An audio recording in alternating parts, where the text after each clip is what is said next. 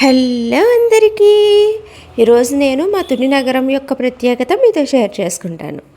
తునిని పూర్వంలో తుండి అని పిలిచేవారు.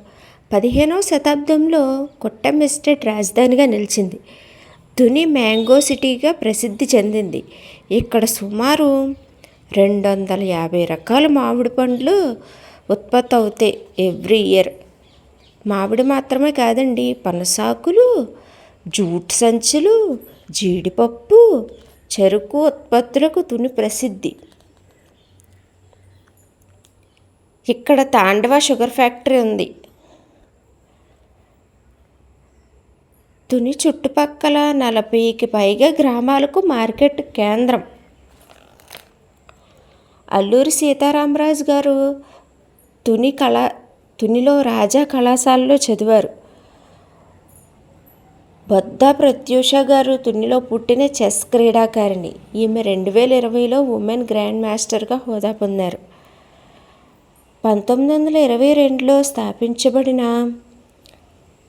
Eva Rose York Bible training and technical school for women ఇప్పటికీ పనిచేస్తుంది.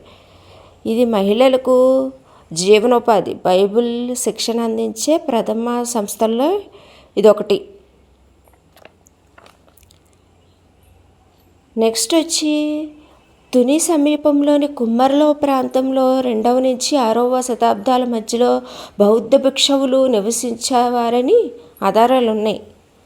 ఇక్కడ పంచశీల బౌద్ధ కేంద్రం ఉంది. 5 పురాతన స్తూపాలు కూడా కనుగొనబడ్డాయంట.